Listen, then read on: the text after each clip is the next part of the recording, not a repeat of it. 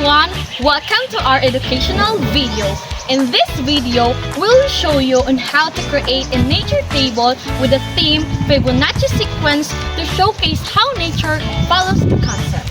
A nature table is a display of natural objects that helps us observe patterns and learn about the world around us. So without further ado, let's get started. The first thing to do is start by gathering natural objects that display Fibonacci patterns. Some great examples include candlesticks, flower, goma mela, butterfly wings, sunflowers, snail shells, and more.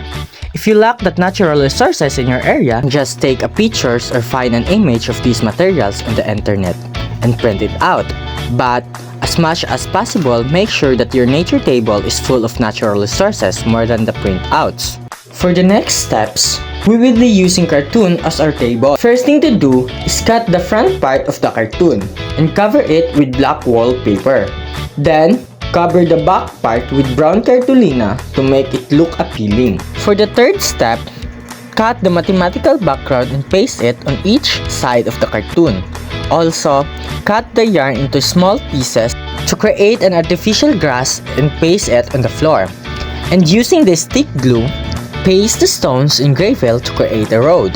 Then, place the wooden stick and glue it on the center vertically. For the final step, cut the letter of the Fibonacci word one by one and glue it on the branch of the wooden stick. Lastly, place on the materials on the table and organize it to your liking.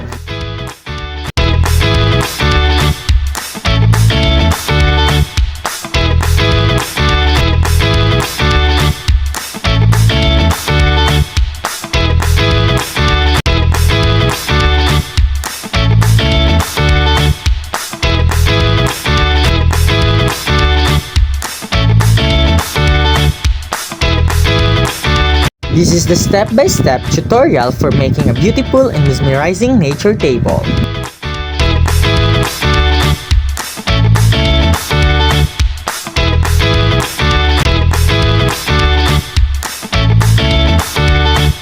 And these are the list of materials that we used.